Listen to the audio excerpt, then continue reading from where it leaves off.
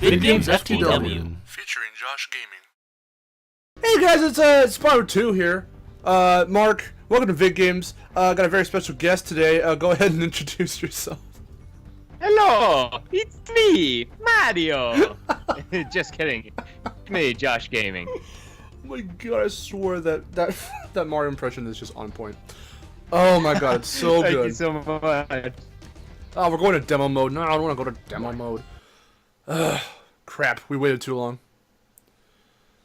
Can I at all? Okay, cool. We're gonna keep this all in. Screw it. Why not? Yeah, this is an amazing collab we're doing here. So we're gonna get started with. I believe this is your favorite of the trilogy, right? Yes, it definitely is. I absolutely love Spyro. It was the first one I played as a kid, so Nice. I might be a little bit less, but Okay, so we're gonna rewrite or overwrite a save file. We're probably gonna. Do you want to watch the cutscenes and just talk over it, or do you not care? we can just talk about it, I guess. It's up to you. Okay. Also, I don't care either. can you still see the screen too? Yeah, everything Let me looks just. great. Okay, let me just re-ask that question. Make sure everything's working fine. Yeah, unlike the one we did with Jerry and with Jeremiah Isaiah, Josh can actually see what I'm doing. So that's awesome. And I'm glad everything's working, more or less, well, for the most part, with all our stuff. Spyro, the gosh dang darn dragon. So you just said that you played this one first as a chillin'. I played the first one as a chillin'. I played it in the PlayStation Underground demo disc. It was specifically the build because many different builds came into many different discs. I played the one where the credits music was the music they used for Stonehill, and the main menu music was the music that was heard in the Artisan's Homeworld. So that could just kind of weird. Yeah, the music was just put in different places, but that kind of gives you because that build of, like, for the beta, for the demo, is documented somewhere, so I'm not sure, like, what month or year it was, but, it is one of, like, the possibly, like, 3 or 4 or so builds before the actual game came out. I love the hell out of it, and then I actually got the game whenever it came out, like in '98, so, yeah. Wow, nice. I I think I was about 5 years old when I played Spyro 2 for the first time, and I remember just seeing it on the shelves. My parents had bought me a PlayStation 1 and I had no games for it, and they were like, let's go to the store and you can pick something out. And I remember seeing that on the shelf and I was like, oh, you can play as a dragon, that's so cool! And just freaking out about it. That's awesome. Yeah, what was the guy's name? It's like Brian something. I forget. One of the guys on the team. It wasn't like Ted Price himself or anyone else. It was one other guy. I'm forgetting his name. I might put it up on the screen. I might even find a picture if I can. Who thought, yeah, let's make a game out of Dragon, and then they did. And it turned out to be a huge success, and everybody loved Spyro. Yep. Well, most everybody. Oh, trust me, we're gonna get into that. So here's Ripto being a baddie, as per the norm. I still love the fact that they took Spyro's Japanese name, and because it looks like it says Ripto, and then that's how they came up with the name. I love it. I know, that's such a cool little thing. It's cool they could just like make Easter eggs and references that you wouldn't otherwise really put together unless you knew localization in other areas. I don't know. But it's awesome. It definitely is. Okay, so we're actually getting into the game itself. Fun fact here. for those of you... Oh, go ahead, sorry. Oh, I'm sorry, go ahead. I was just going to say, fun fact for those of you who don't know, Greg Berger is the voice of Hunter, and he also does the voice of Ripto. That's a fun little fact for those of you who didn't know. Oh, no. What's happening? Oh, no. Oh, God. Yeah, that's an awesome factoid. We're gonna cut! We'll be right back. Okay, we're back in business. My controller is being stupid. I'm out of breath from that. I had to bend down all the time, every day for that. But anyway, Spyro things. Greg Berger, go ahead. Recite your thing. He's actually the voice of Ripto and Hunter in this game, which is pretty cool. I never knew that for the longest time, and when I found out, I was like, oh my gosh, that's so cool. I never would have guessed. And I think and thank God he's not one of those voice actors like about 90% of the Crash original cast who like just vanished after like the last couple games. A couple of the Spyro voice actors, you know, still are doing things. He's one of them. I believe he's in Skylanders now. Yeah, he is. I forget what voice he plays. I can't think of it. But I know he's one of the Skylanders. Yeah. Which might be good if he can make his way into a remake as a new voice. Cool. For Hunter again, I mean. Yeah. Let me see. So our first topic at hand for Spyro-related content. Josh, tell us something about Spyro, and we can build from there. Here's Zoe. What exactly do you want to know? Something about Spyro. How so? Fuck. We should have been more prepared. You would think we'd have a lot to talk about. We do. Trust me, we have a lot to talk about. Like, do you want to get right into it? Like, what we kind of are thinking for the future? Or, like, do you want to kind of ride the hype train a bit more or something? Okay, I'm going to take that horribly cut out confirmation as a yes. So, because you sound a little bit distorted now, but you're still fine for the most part. Okay, good. Okay, so Spyro is a very, very touchy subject as of right now because everyone seems to think that, okay, well, Crash and Spyro have to be like so knotted together, and the ironic part of that is that they are. You can't deny it. No matter who says that Spyro and Crash aren't linked in some form or another, they technically are. In universe, not so much unless you count the handheld games, obviously, for the crossover. But in terms of the series and the franchises themselves, they've got a lot more in common than one would typically think. Mainly for those, I'm talking mainly for those who don't really even know about the link between Crash and Spyro, besides the references they made to each other in Skylanders Imaginators. Those references are to all these similarities and stuff. And so the thing that's funny is that how, as Josh and I know, as everyone knows, who are, you know, big Spyro and Crash fans, that like during these Insomniac and Naughty Dog days when these games were being developed, a lot of the same people were, you know, working on both games, like Mark Cerny and a bunch of other like artists probably and stuff. Well, Charles Zimbalist, yes, an artist, came up with both the designs and all that. And so there's one link right then and there off the bat.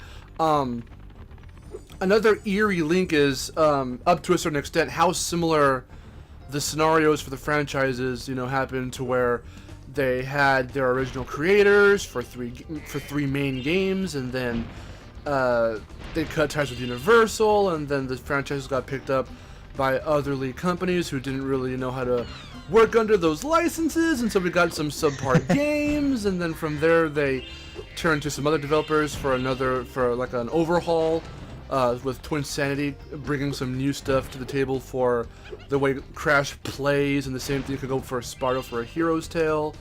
And right around there, the scenarios stopped being similar because then Spyro got rebooted and Crash got 2 more sequels, but people consider it like a soft reboot because of the redesigns and all that kind of stuff. But I don't even know where I'm going now. But from there, you know, Crash went on his 8-year freaking hiatus, and Spyro got spat into Skylanders. So yeah, even Spyro had a bit of a hiatus right after the Legend of Spyro series. Yeah, and something else too that's interesting is between the Legend of Spyro series and Crash of the Titans and Mind Over Mutant, both of their like gameplay styles were very, very similar, even though they were completely, you know, separate. They both had the beat 'em up, go here, go there kind of style. So again, it kind of went right back to being similar again. In a way. Yeah. No, yeah, definitely. It's unreal how similar that these. What am I trying to say? How similar of a fate these franchises, you know, had for the most part. But of course, the very first and foremost argument that I've been hearing over and over again is that Spyro's still relevant. Spyro's still relevant. Crash stopped being relevant for 8 years because they had no clue how to. They wanted to reboot him, then they wanted to do other sequels, other spin-offs. Nothing ever really came of it. And yes, I mean, technically the character has been relevant for Spyro. He's in Skylanders. The only thing that I would counter argue is that he's not treated as an important main character by any stretch of the imagination. He's treated the same way in gameplay and even sometimes in plot, just as importantly as everyone else, meaning he's there, you know. Yeah. But he's not like, you know, there aren't any dire moments where you have to play as him specifically, or, you know, only a dragon-like character can get through a such and such and such. I mean, from what I've seen, they try and have, you know, they kept it so basic to where most gameplay and puzzle elements and whatnot in Skylanders can be solved by just about any character for the most part. And of course, they've got the challenges and the entrances that are specific to a certain element. Spyro, I believe, is magic, so I mean, whatever. But him himself, in the ads, the promotions, I mean, for the first one, of course, being called Spyro's Adventure, yeah, he's there. Of course he's there. I don't care about his design. It's fucking ugly. I don't care what you think about it. But, he is there. And it's like, okay, fine, whatever, I'll give him that. But immediately once Giants hit the market, from there onward, he really wasn't on the cover, in trailers. It was all about these other characters that were just, you know, pooped out for each, you know, game each installment as the franchise went on. And Spyro was just kind of there. I completely agree with you. Okay, awesome, thank you. I mean, you don't have to agree with everything. If there's something you want to call out, definitely call out. It's something of a friendly debate, so I mean, we can talk about... I completely agree. Like, in my opinion, I definitely agree. Like, for the only exception to that, I think, is the TV show, because they do on Netflix or whatever, Skylanders Academy or whatever, because they do put a lot of focus on Spyro, which is nice. Yeah.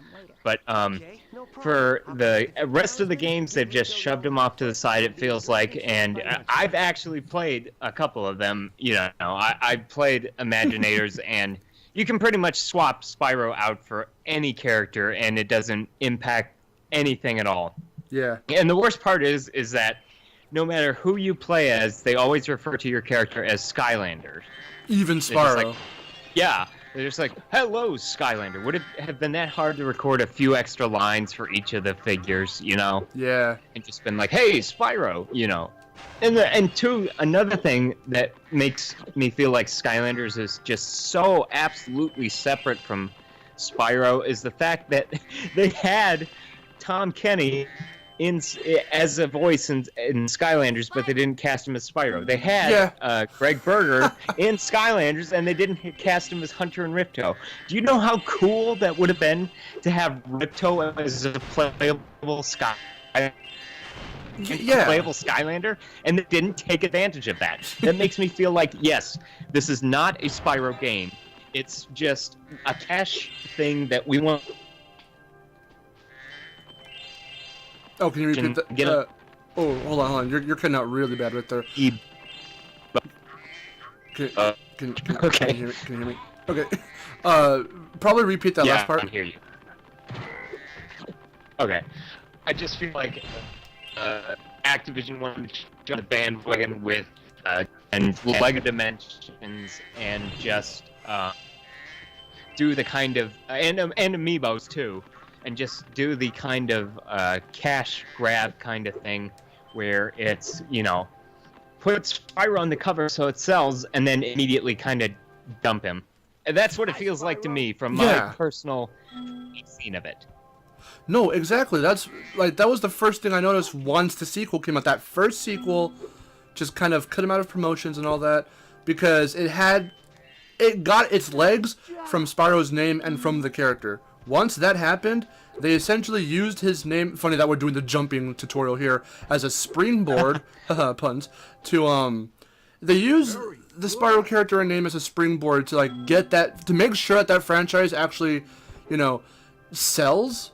So what I figured that Activision and them did, and the reason why we talk about Activision in terms of the business practices, because that's exactly what they should be called out for, is the business practice side of everything. The creative side, we can save that for a whole other fucking time, but and that has to do with Vicarious Visions and Toys for Bob and all of them. But in terms of Activision, with the way they've been promoting and all that stuff, I don't know. I feel like they were like, okay, we have an idea for a new franchise. We kind of don't know if it's going to do well with the kids because there's so many characters that we don't know what's really going to happen, if, they're not recognizable enough or if whatever enough. And for whatever reason, as they were like, well, we were going to do Spyro's Kingdom and that didn't take off. Why don't we use Spyro for this project? And that's how I feel that conversation went. And then they were like, fine, yeah, sure, whatever, let's do it. That's exactly what I think. I feel like Spyro was just like a last-minute decision. Like they had this idea of Skylanders in the first place, and it had nothing to do with Spyro. And then they were probably like, well, kids aren't going to know who any of these characters are. Let's throw Spyro in there as a last-minute decision, and that way people will be like, oh, Spyro's back. Let's. Yeah, because when you think about it, how you said earlier, Spyro did have a hiatus. It was really only a 3-year hiatus because I believe Spyro's Adventure came out in 2011 and Dawn of the Dragon was in 2008. So yeah, it wasn't for that long, and that's a reasonable amount of time because, most games, with the fact that so many other little projects like Spyro's Kingdom were pitched and ultimately canceled, in that time to find something new for Spyro, it makes sense. 3 years, okay, not nearly as fucking long as, 8 years for Crash, but, yeah.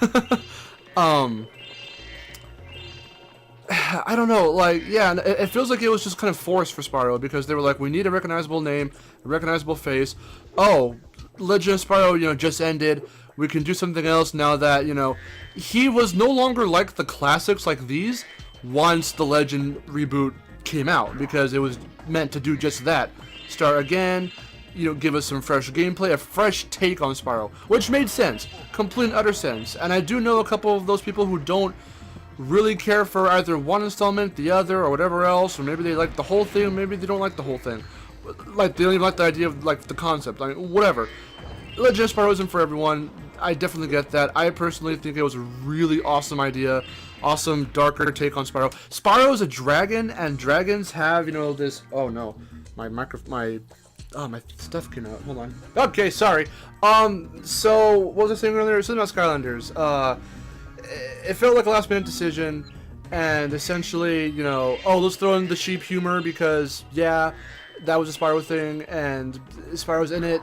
The only part that feels like it was kind of, a little bit more effort was that they did bother to put Cinder in there, and even Sparks, even though he looks butt ugly, as just along with Spyro, they made him look so butt ugly.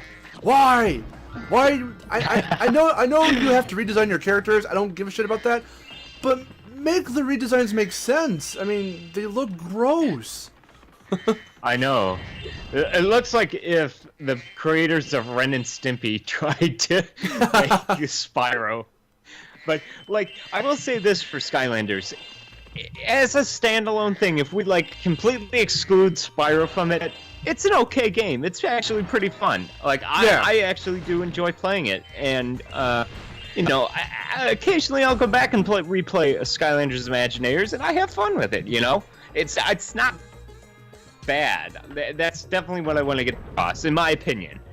But as a Spyro game, in big quotation marks, as I've heard a lot of people call it, I can't say that it's a Spyro game. It's a Skylanders game featuring Spyro.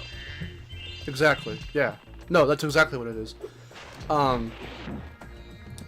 And this is where we get really controversial, people. So if you don't want to hear this, close your ears. Fucking skip to a different time stamp or whatever. But I actually parallel this a lot to Young Conquer, because Young Conquer, and no one likes that. Funny enough. So you've got a classic beloved platformer character from the 90s. He is, going to undertake this ambitious project of gameplay in a game that he's never done before. And yeah, they redesigned him. Yeah, he's butt ugly, but there's a cool, neat kind of a concept of, oh, you can interact with, it's interacting with you, the player. You put the HoloLens on and he can platform in your house. But no one likes that. Here's Spyro, redesigned, looks but ugly, interacts with you, the player, the Portal Master, and everyone's eating it up. Like, they don't even care that the classics are gone. A lot of people don't want them back. They think this is where Spyro should be, and it's a good direction for him, and he's thrived longer and more successfully than he's ever have. And I'm like, how in the goddamn world do you possibly think that? I think part of the reason why it has thrived, if it has at all, I don't know statistics as far as like whoops, you fell. Yeah. But as far as statistics go, I don't know how well specifically Skylanders has sold, but I think a lot of it has to do with people who are our age who have kids now. Oh, exactly. Who played the original Spyro, and their kids see it and they're like, "Oh, Daddy, look! It's that Spyro character that you have. Can we get it?" And they'll be like, "Yeah, here." Exactly. And they don't know anything about it, and it's not the same as the original, but the kids eat it up. They love it, the littler kids. But the people our age, for the most part, I do know that there's a lot of people our age who still say that Skylanders is better than the original, and I completely disagree with that. But by a long shot. But yeah, I don't know. That's just my opinion on it. I just feel like the little kids are the ones who are really helping the sales, if there are a huge substantial amount of Skylanders sales. But yeah. Yeah, and now, so that's basically what we think of Skylanders. When I was younger and this series first happened, because I believe I told the backstory, but I'll tell it here for your sake and for the sake of people who don't want to go and look it back up on Destination Mark. I did explain how I've literally just disliked this series largely, the Skylanders series, ever since I legitimately first saw Spyro's design and read the article on what they were planning for the first game. I saw it in a Nintendo Power magazine. I believe it was Nintendo Power. I believe it was Nintendo Power. And I was like, so how they have the table of contents, and I was like, okay, I'm looking at the new games, and it says Skylanders Spyro's Adventure. I'm like, Spyro. Okay, so Spyro. I'm like, oh shit, there's a new Spyro thing. Oh, awesome. And then I went to the article, and the first thing I saw, since they have, the little character renders and all that, I saw Spyro's redesign, and I was like, what is this? What did they do to Spyro? And it did not get better when I read the article. I'm like, what are they doing? And from there onward, I was just like, why? Just why? And I never liked it. Actually, to a point, I hated it. I'm like, this is stupid. This is dumb. Why would you do this? This feels very cash grabby. And while I still think that, I'm not in the full hater mode like I used to be from back then. Because since then, I played Spyro's Adventure. I still don't really like it. But I streamed it too. I streamed it on Destination Mark. You can see. I guess link down below to that, so at least you can kind of.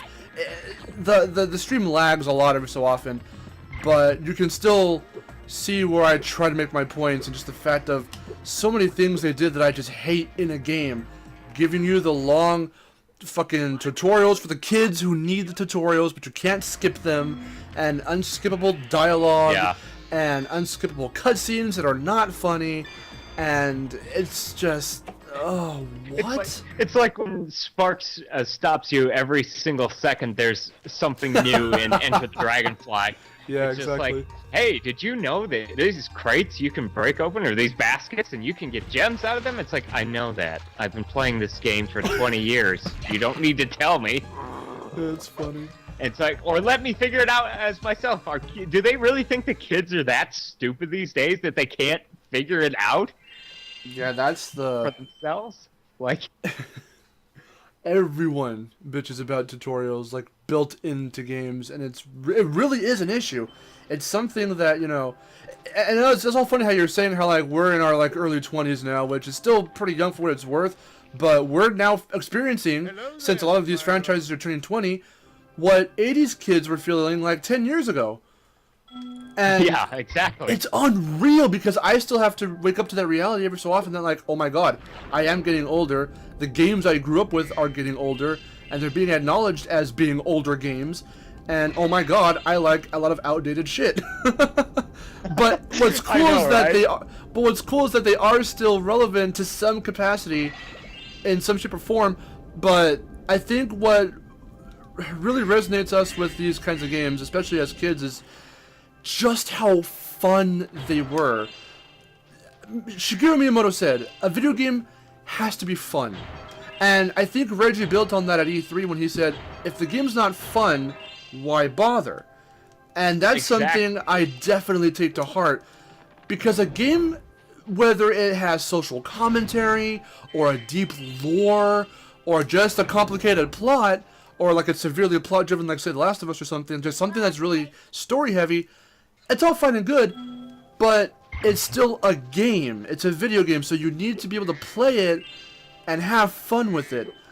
And I feel like, bringing it back to Spyro, Skylanders just isn't always 100% fun.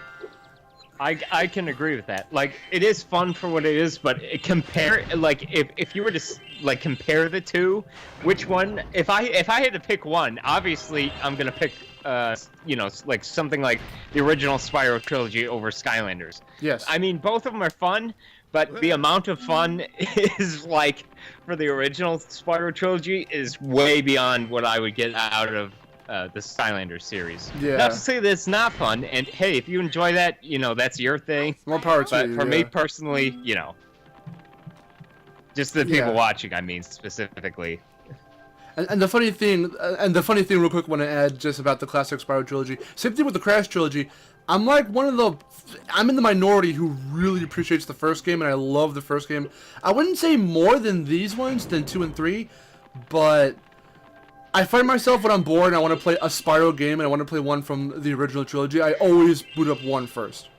It's just, with Spyro 1 specifically, in its own like realm of like whatever, I really love the straightforward platforming challenges, very Crash-esque, in my opinion.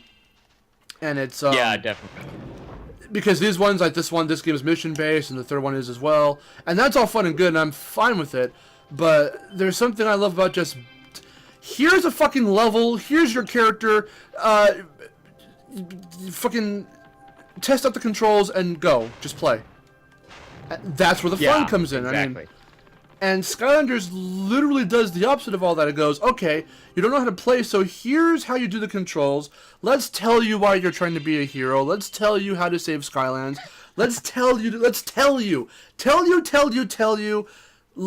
show and tell, and show you and tell you, and watch a cutscene you can't skip. And something else that comes to mind, another quote that Neil Druckmann said, and I was there when he said this. This was when we went to LA to go see him at the Writers Guild Foundation back in 2015. He said, a movie is supposed to show and not tell. Games are supposed to do and not show. So don't show the player how to play their game tutorial, in a tutorial way. Don't tell them all the stuff like exposition and all that stuff. Present it and have them do it themselves.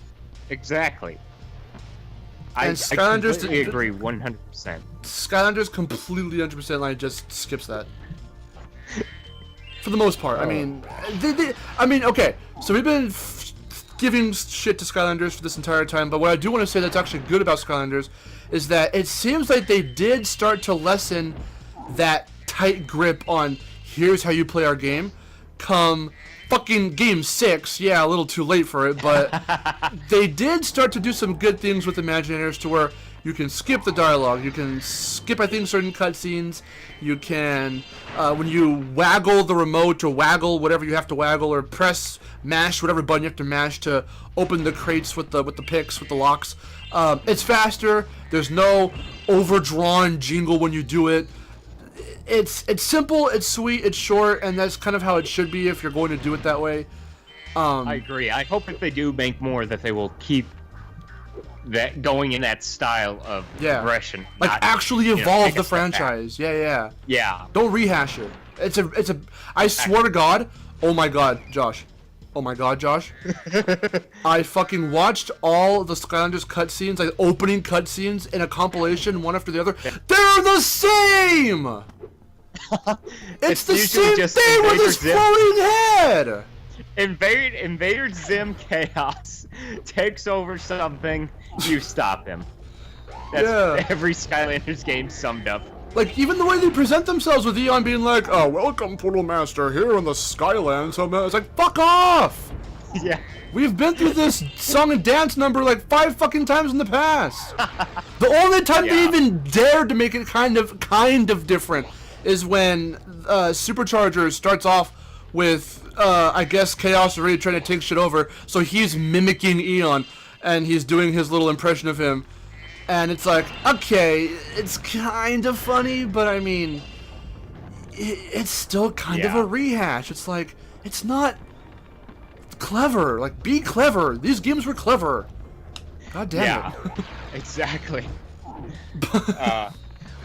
One thing that I wanted to talk about, if it's alright, I'm gonna develop the subject back to comparisons between Crash and Spyro, because I just remembered something that I definitely want to get a point across about. Okay. I wanted to say, I've heard so many people, so many people say that a Spyro will never happen, a Spyro Trilogy remake, because it is too open world and Crash is not. What? Okay, first of all, hub world, level entrances to levels. Crash, Spyro, hub world, entrances to levels. Spyro. What's the difference? It's just a bigger hub world, and there's stuff in the hub world to collect. That's it. Everything's the same. Yeah, like, see, now I've heard like some. I'm not gonna, of course, name names, but I know some people who say that, and I get why they say it, but at the same time it makes no sense because, number one, I mean, look at all the big budget games that come out already that are so grand in scale. We're trying to get so big with games nowadays. Look at how many more open world games are coming out. I mean, look how big Breath of the Wild is. Look at fucking Horizon Zero Dawn. Sure, they took forever. Their concepts needed some time, like years worth of time, to actually develop and, to the point where we know them as they are now. But for Spyro being cartoony, and for the fact that, see, Crash Insane Trilogy, they got away with, sure, you can call it a little bit rushed and call it whatever else because some parts feel, unfinished or kind of weird, blah, blah, blah. But it worked with the way that they looked visually and played, because all the games play similarly, except in 2 you get to, slide and belly flop and all that stuff, and whatnot. I mean, whatever. That's called growth for a character. Fine. That's awesome. So Crash and Coco have their gameplay differences from game to game, but, what they mainly had to do, because the reason why all 3 games look incredibly similar, it's not just for, the betterment of the remaster experience, the HD remaster experience. Unify them so that way they look all better across all 3 games. Not just because of that, but technologically, they don't have to do shit. They make it, they do it, it looks pretty for the first game, they literally copy and paste it to 2 and 3, and then just make the levels that we know from 2 and 3. Essentially, it's Crash, the massive game of 3 games compiled into one, and it's unified not just because of it's better in terms of how Naughty Dog did it versus how they planned to do it, but because just technically it made sense, number one. Number two, it works for them. It was easier to do. Exactly. And the thing too is, if can they do have that one here. model, like they have one model for Crash that they use throughout all 3 games. They don't have to make a different Crash model for, you know, Crash Insane Trilogy, you know, 2 remastered and Crash Insane Trilogy 3, you know, warped. They can do the same thing with Spyro. It's not that hard. Like, I'm not a video game designer, but I know what goes into it. You know, it's not that hard to make a Spyro remake. I mean, the only thing is that it might be challenging if they can't get the level layout from Insomniac like they did with Crash. They'll have to just kind of eyeball it and try and figure out, you know, what to scale everything needs to be. But I mean, if Naughty Dog had the original, you know, level layout, I don't see why Insomniac still wouldn't. But regardless, it's not that hard as people are saying it's going to be to make a Spyro remake, and it's not going to be impossible. It's not. It can happen. Yeah. It baffles me. It baffles me how intentional it seems that these fans, especially a couple of, you know, again, names that we won't name, it feels like they are really trying intentionally not to make sure something like this happens. And it's like, why? Didn't you have fun with these games back then? I know we don't want, you know, a whole renaissance of fucking remasters. That wouldn't really make sense in hindsight. But Crash celebrated with his 20th anniversary. Why can't Spyro for his? And exactly, it's almost a little too late to say no, because you know that they are considering it, because number one, you know, Activision did come out and say, oh, the amount of, you know, success that Crash Insane Trilogy has had has exceeded our expectations. Like, we legitimately did not think it would do this good. We're going to rethink our strategy for bringing back IPs, and we're going to try and do something similar to Crash Insane Trilogy with other IPs in the future. Does that not scream Spyro Remaster may happen? It does to me. I completely agree. And the sad thing is that, you know, I think so many people are afraid that they're going to screw it up too. But look at what they did with the Insane Trilogy. It's fantastic. Like, I don't care what people say. I've heard some people say that it's absolute garbage, and that's a lie, in my opinion. I mean, hey, you're entitled to your own opinions, people. But in my personal opinion, they put so much time and love and care and put up with constant nitpicking from people who are like, oh, the water's not the right color, and oh, the grass, it's too green. This game is unplayable. But, like, oh gosh, I can't even imagine what Spyro's gonna go through, because, you know, even things that are so like, everything is iconic. If they don't get the gem sound effect right, people are gonna be like, unplayable. If they don't get, you know, the flame sound effect right, people are gonna be like, it's unplayable. They ruined Spyro. I'm never buying another one. And, you know, just that kind of nonsense. Like, even though, you know, the voices especially too, you know, if they don't get Tom Kenny, you know, people might probably riot. Who knows? But, like, even the mouse at the opening of Glimmer, that's such a iconic thing. Hi, Spyro, welcome to Glimmer. You know, dude, your freaking impression game is on point today. Thank you. I should have been a voice actor. You want to try out for the fan film I'm doing on Crash? Hey, you know, I'll hit you up after the video. Oh shit! But anyway, like, what's your thoughts about that? I'd love to hear what you think about it. It's called the fan base. See, there's a little thing that happened here. 2 occasions that happened. Number one, when Wrath of Cortex came out, people said, I don't like this. It's too similar to Warped.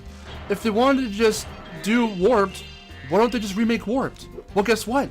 They remade Warped. And guess what? People complained. So you want a Crash game. Okay. So you want a Crash game that, you know, is not that takes reference to, you know, an inspiration from the classics, but isn't the classics. Okay, that's that's no, what am I trying to say? No. You want a new Crash game that's a platformer after the 3 that came out from Naughty Dog and after CTR. Okay, so we get Wrath of Cortex. I don't like it. It's too similar, and it feels like a Warped ripoff. Okay, so Twin Sanity comes out. It's different, but people like it. Okay, awesome. I think the comedy is what mainly saved it. Awesome. I mean, the gameplay is still good. Don't get me wrong, but I'm just saying. Like, the general consensus is that while the gameplay can be fun, it is a little different for Crash. I'm surprised people didn't fucking complain about it. But anyway, so then they go, it's too similar. So, okay, whatever. Fast forward a couple years, Titans Metal Mutant come out, and they're like, this isn't even Crash. What is this? This is too different. And we're like, okay, so nothing too similar, nothing too different. So for original games with original ideas that feel too similar or too different to the classics, apparently is a no-go. So why don't we just remake the classics? And look at how many people complained. I know, right? It's unreal. Like, you can please some of the people some of the time. You can please most of the people most of the time, but you can't please all the people all the time, apparently, because no matter what, everybody's going to be unhappy with something. Which is a shame. It's crazy.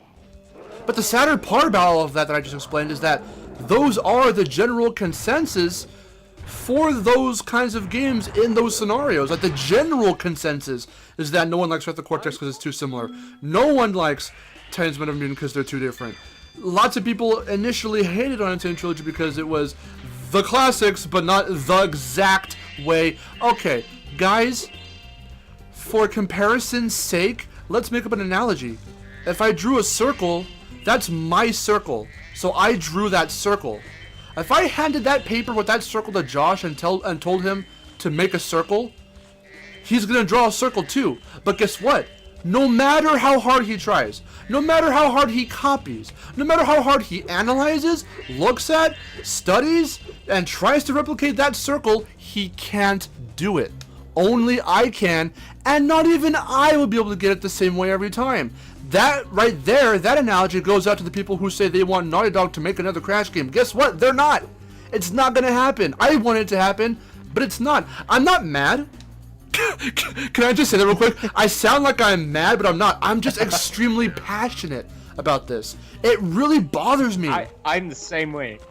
Yeah. I'm absolutely the same way, and I agree with you so much, and that was a perfect analogy. I couldn't say it better myself. Like, thanks, man. You know, I've heard some people say that what they wanted was the original everything. The only thing they wanted was pretty graphics. They wanted the same voices, the same sound effects, the same. Just reskin everything. If you want exactly the same. Yeah, if you want it the exact same, guess what? Play the fucking originals. Exactly. Exactly. Oh man. Finally, somebody who understands. Dude, Josh, where have you been all my life? God damn, you don't know how aggravating it is to try to explain this shit to people and they just don't get it. And it's like, I know. It's frustrating. And it's like nails on a chalkboard when you're trying to talk to them. Oh my god. But okay, so fast forward from all of this talk from Skylanders and Crash Insane Trilogy, Skylanders 7 was canceled. So immediately we were like, because while the Toys to Life market was booming back in the early 2010s, now in the late 2010s, it's not such the case anymore. And it's not like I even hate the genre. It's an awesome, interactive, intuitive idea for, this kind of play. But I immediately, because Skylanders started it all, I immediately saw the cracks in the wall when I heard this idea. They're gonna release duplicate figures, like the big horned stupid Spyro and fucking Dark Spyro and whatever else. They're gonna do duplicates of already familiar figures. They're gonna do Mario, Gold Mario, Silver Mario, fucking ugh. They're gonna do, the supply and demand will just be imbalanced like the entire time. I could already see, like, I could foresee, while it was a great idea on paper, you really, really need to know how to actually execute that and make it to where, I mean, who am I to talk? The franchises, you know, Disney Infinity and all of them did incredibly well. So, I mean, who am I to talk? I make it sound like it failed. It didn't. Although, you know... Of course, Disney Infinity did go out of business. I was gonna say, yeah, so now with it being like, okay, so, now the market's getting a little, you know, saturated, so we've got, you know, all these wannabes, Playmation. There's a TMNT one I saw on TV not too long ago. I'm like, TMNT's getting into this? I'm like, okay, you know this is like a sub-genre of gaming now. Now that TMNT and other smaller people are trying to get into this. So, like, the thing too is that, you know, when I buy a video game, I expect to be able to play as all the characters. Why would I pay $60 for a video game and then have to buy characters to play as in those games, which are like $15 each? Do you know who did the Skylanders collect characters and have characters and play as multiple characters better than Skylanders did? The Lego games. Exactly. They're all there. You unlock them. Exactly. And then buy shit. If you want to play with the Lego figures and use them outside of the thing, you can take them off. Unlike the Skylanders things, which they're just statues and they just sit there and kind of collect dust when you're not using them. Yeah, like Lego Dimensions, I kind of have to give it credit.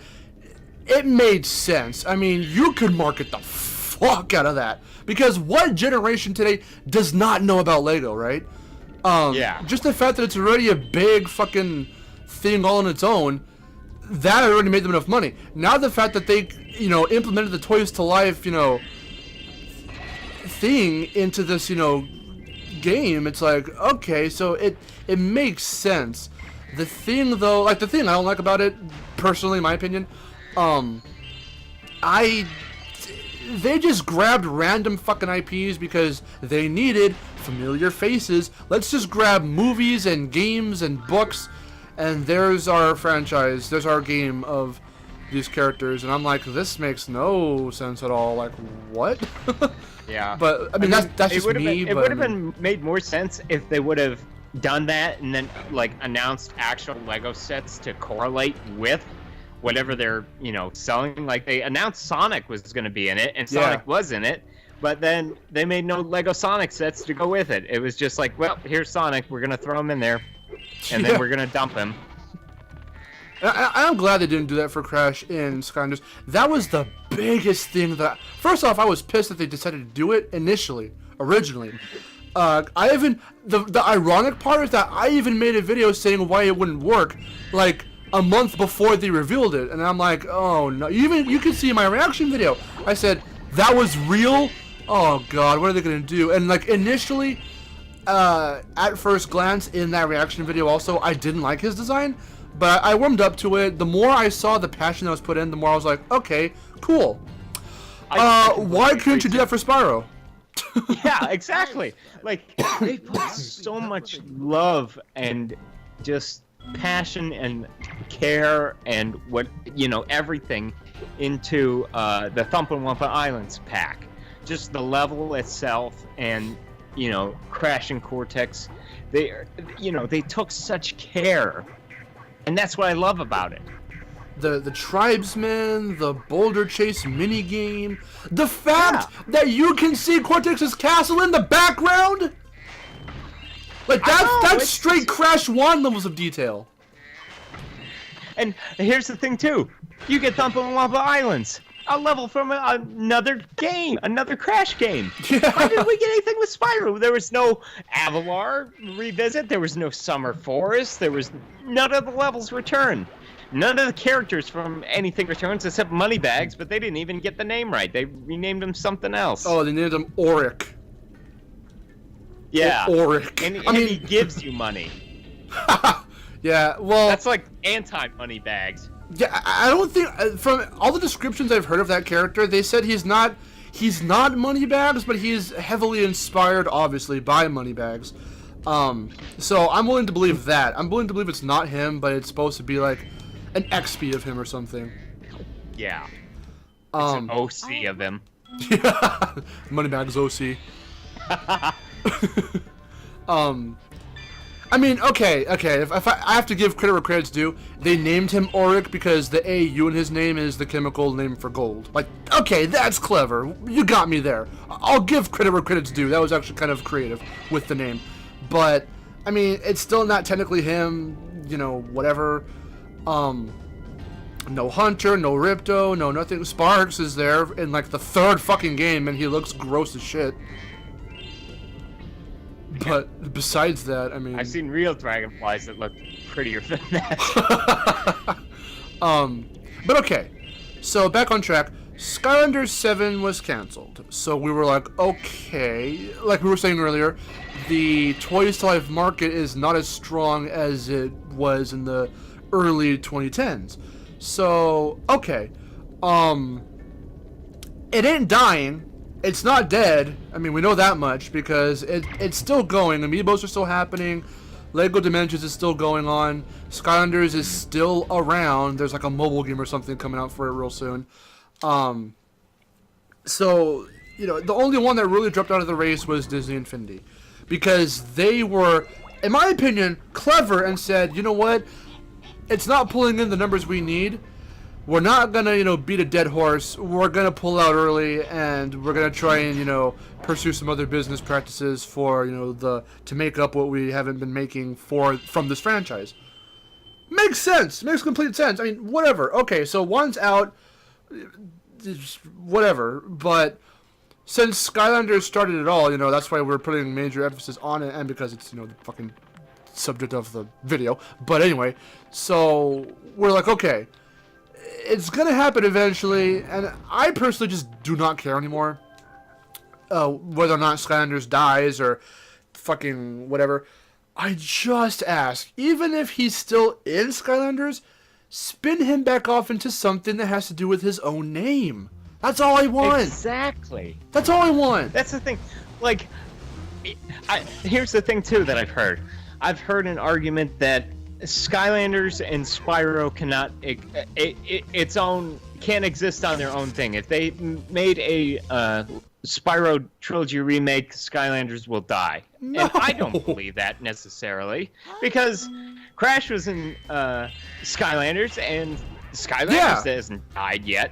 Like, specifically, they used him.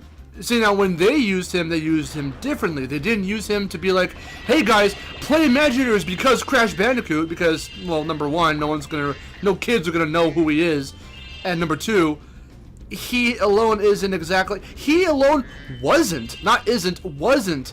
the only, you know, the big factor that was gonna bring in the numbers, because Skylanders Imagineers still did not do as well as they needed it to. Yeah, exactly. Which is ironic and weird, but in terms of Crash, it did do its job in getting him recognized again, and this was the comeback for him. Like, okay, so he's in Skylanders. I still feel weird about it. Whatever, it worked. The remaster came out, and everyone, for the most part, you know, loved it. Kids appreciated it. Awesome. That's all I asked, was that kids can still get into it, because people say, oh, the original Crash is outdated.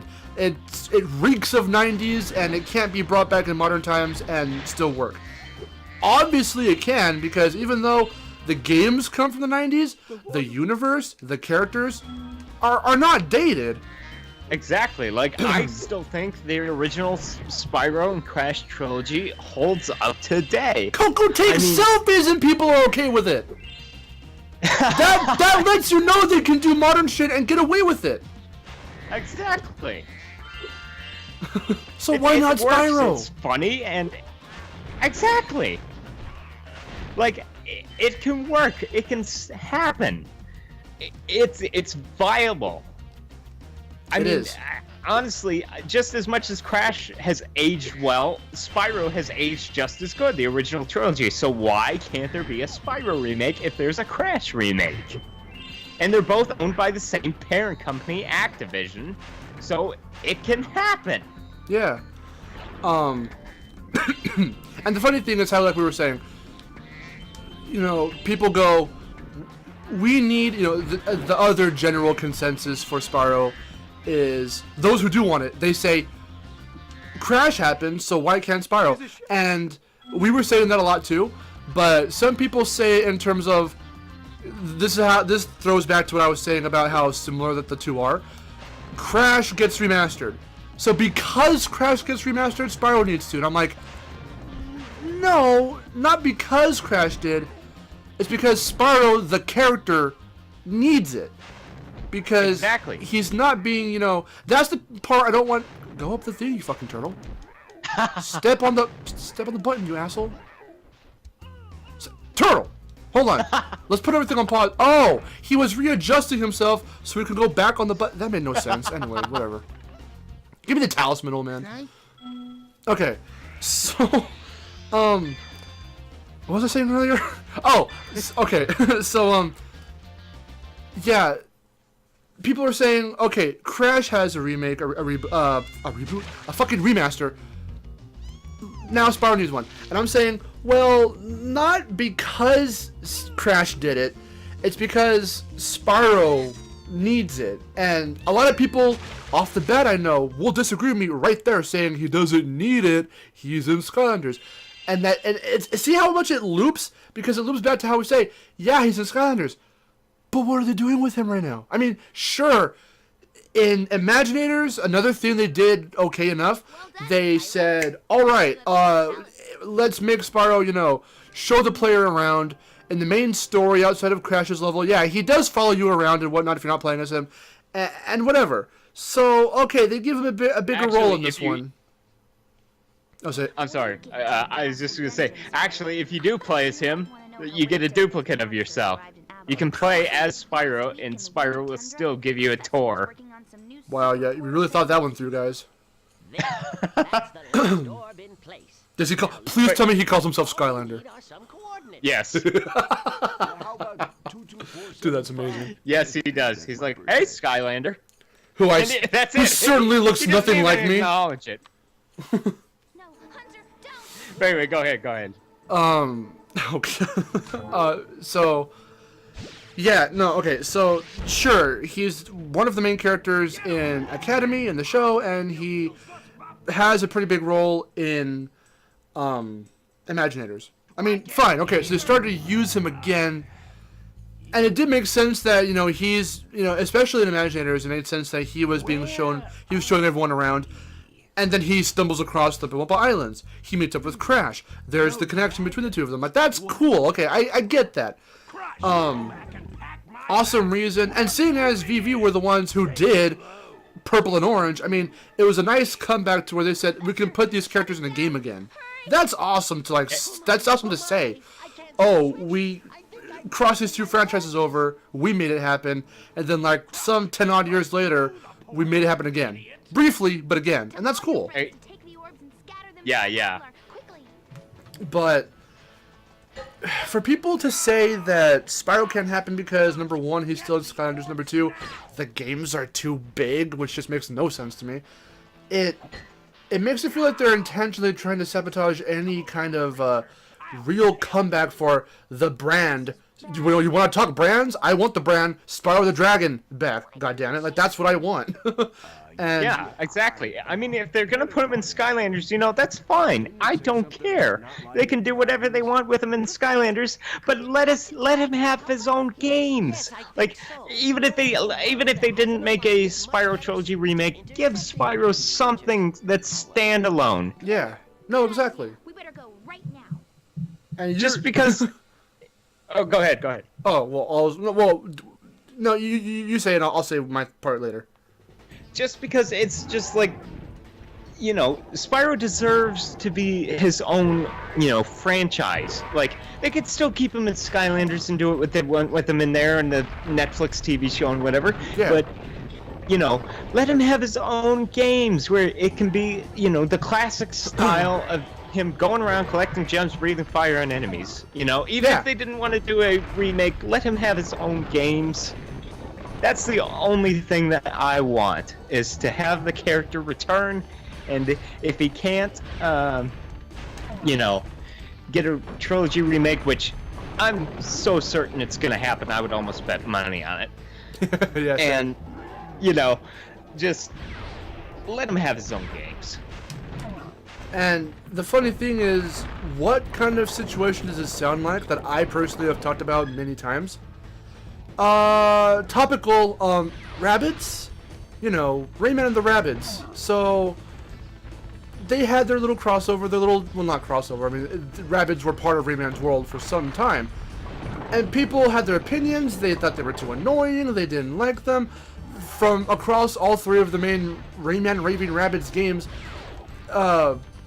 you know, they noticed that there was some kind of a takeover with, you know, the Rabbids' names growing, like literally the Raving Rabbids part of the title gets bigger, and Rayman's name gets smaller on each of the covers. And I know, it's so symbolic. yeah, it's symbolic of, like, how little Rayman ended up having to do with his own games for, like, these are still Rayman games, right?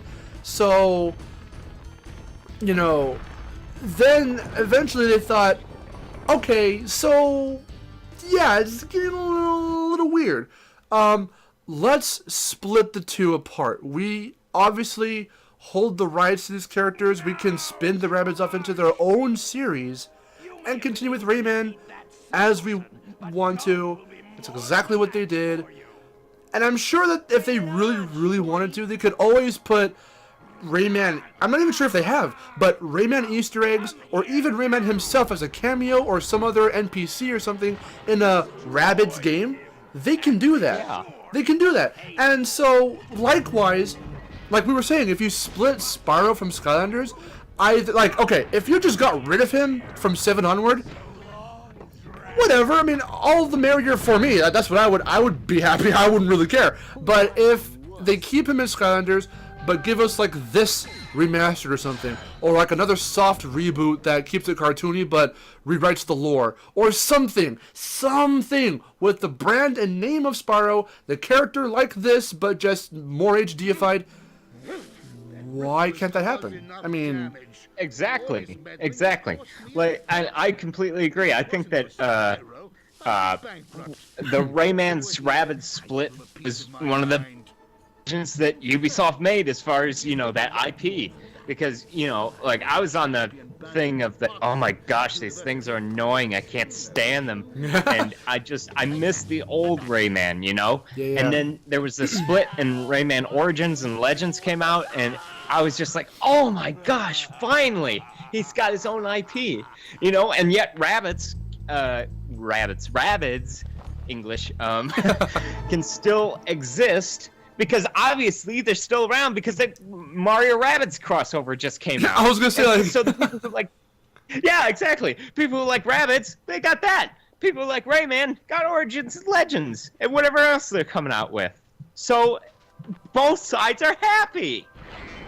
And you certainly, in an era, in a year where, you know, or in this decade, I guess you could say, where, you know, companies are trying to be a lot more interactive with their fans and include more of the feedback of their fans, you know, the feedback that matters. And, you know, with all these comebacks, the comeback, you know, saga for a lot of these, you know, franchises and whatnot. And the fact that of all franchises, Bubsy is coming back! You cannot tell me it's impossible for Spyro to make a reappearance with his own something as well. You just can't. If a character that's screwed up that badly, that made such an abomination of a game, can get a second chance at a revival, which actually looks pretty promising. And people are actually hyped for it, yeah. I pre-ordered it. I'm a sucker. But I will find out when the game comes out. But still, my point is if that character can come back, and, you know, so many companies, like you said, are listening to their fans. Vicarious Visions and Activisions are doing so good to listen to their fans. Like, Activision for the first time in some time. Yeah. World War II, like, for example, no jetpacks, no space nonsense. It's just on-the-ground boots combat, and it's fun. And I played the beta, and I loved it. Vicarious Visions with the Insane Trilogy. They did a fantastic job. I love it. They got the controls as good as they possibly could, I think. I mean, the hitboxes are occasionally wonky here and there. It's not perfect. Nothing's ever going to be perfect. But it's as close as you can get, and it's fantastic. And they're just listening, so don't tell me that a Spyro remake can't happen, darn it. Did you say damn it? Whoa, I don't think I've heard you cuss before. I said darn it. Oh, do me a favor. We're not on your channel. Say one cuss word, please. It'll give me so much happiness. Take your pick. I don't even care which one. We'll work out something. We'll work out something. What was I gonna say? Yeah, I mean, it's definitely possible. There are too many signs that are happening, now that, Skylanders 7, they're putting Skylanders, like the main series, on hold. Sure, we've got 2 more seasons of the show coming, some other little spin-off games, whatever. But, I mean, with Spyro thriving, as people say, in the Toys to Life, category, but the Toys to Life category is, starting to die down, and with all these platformers rising again, with Crash coming back, with, all this feedback that, companies are starting to take in now for the fans, and with the interactivity from the fans that, companies are trying to, take advantage of nowadays. Also with that goddamn PlayStation NetherRealms picture with Spyro in it, there are too many signs, and that brings me to, I think, the last topic of the video, because we've been going on for a fucking hour already. PlayStation All-Stars 2. That sounds random, but hear me out. So, we've got that picture. It includes Kratos, Crash, Parappa, Cat from Gravity Rush, and Spyro. People took it as, oh, can Spyro be coming back? Because, you can see this as 2 ways. Number one, all of those characters besides Spyro they've had something recent come out for them. Cat has Gravity Rush 2. Kratos has God of War for PS4. Crash has Insane Trilogy. Parappa has the first game remastered. But Spyro doesn't have anything outside of Skylanders. So does that mean, and it's a Sony PlayStation picture, so I mean, does that mean something for the original PS1 Insomniac trilogy, or what? So that's how some of us, myself included, took it. That's how we took it. A lot of other people took it, which is still, just as relevant for reasons we'll get into right now. They took it as to say, well, these characters, for the most part, appeared or made some kind of a cameo or something, besides Crash and Spyro, in PlayStation All-Stars. So what if this means that they're going to make a sequel, and what if all of these characters, Crash and Spyro included, make an appearance as playable characters? And that also adds up on so many levels as well. We wanted to see Crash and Spyro in the first one. It did not happen because of all the fucking rights and Activision crap happening at the time. And now, thanks to our buddy Zarkrin, who follows me on Destination Mark a lot, he has followed this guy who has been putting out some major leaks and rumors and stuff about how, he got to see Crash in a cutscene for PS All Stars 2. He got to see him beat up Kratos and all this other stuff. And it's now it's all hearsay, it's all rumors. We don't know if any of it's real. They said, be prepared because in mid-October or late October, I think for Paris Games Week or for something's coming. And it's PlayStation All-Stars related. And I'm like, people want it. Sony's trying to listen. Sony loves to tease. They tease Crash for the fucking longest time. They tease other franchises as well. Sean Layden is very fucking notorious for that shit. So it makes sense. I'm not saying it's actually happening, and I'm not trying to advocate for, hey guys, listen to me. I think it's happening, so it's real. I'm just saying, we're speculating. It makes a lot of sense, and you can't really deny that there is, to an extent, some kind of credibility here.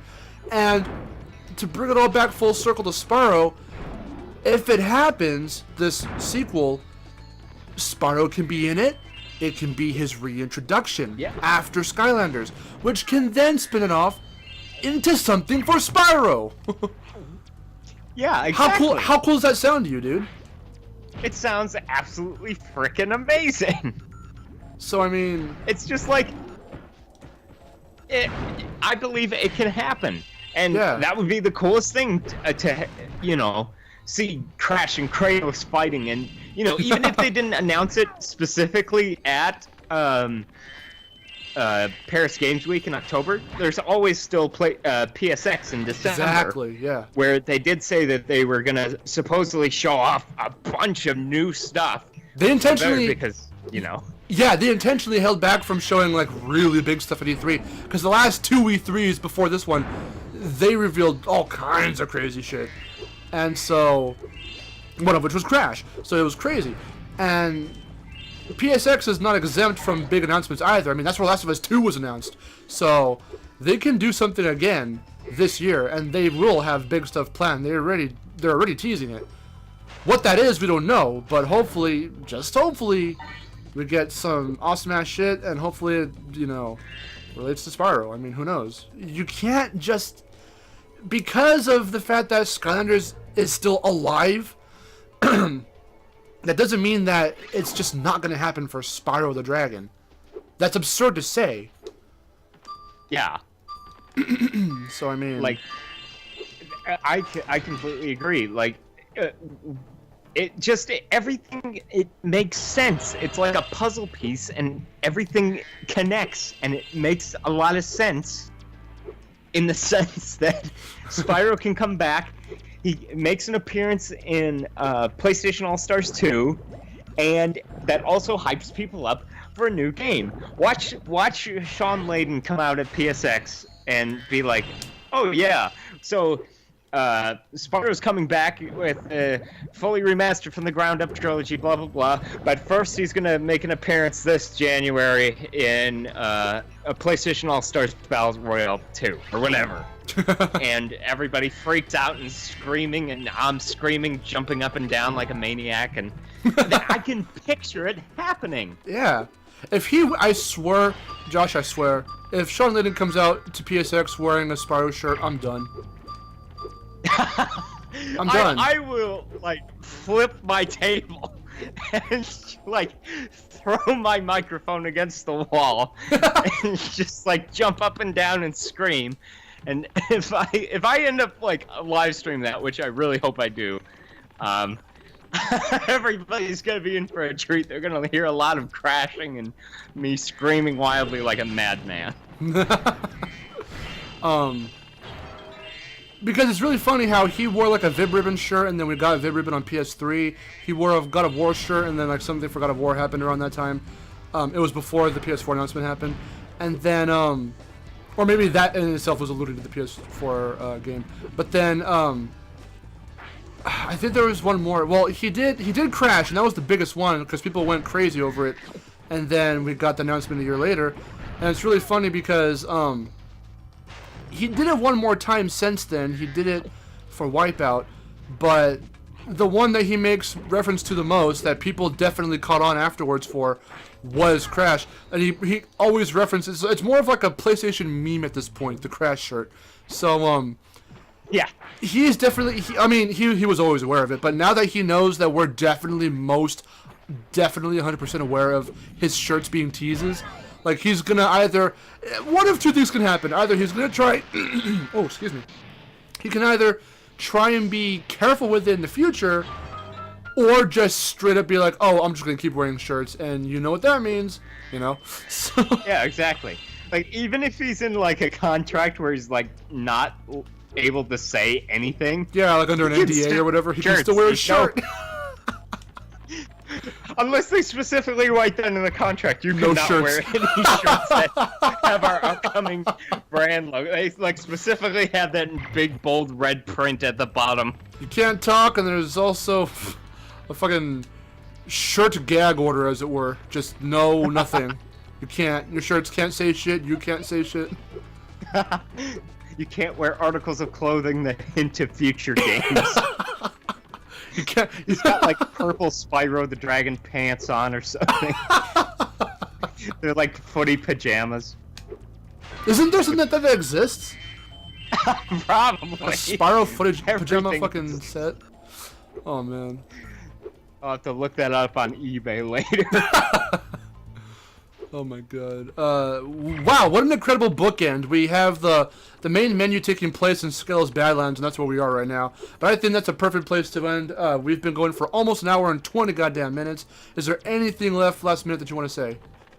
No, I think that's it. Just, to the people watching, remember, be hopeful. This stuff can happen. Be positive about it happening, because the more criticism the game gets, if they do specifically announce a trilogy remaster, go easy on Vicarious Visions, because they just proved that they know what the heck they're doing. Yes. And we can trust them. Yes. We always can could. trust I mean, them. Good job. yeah. Ow.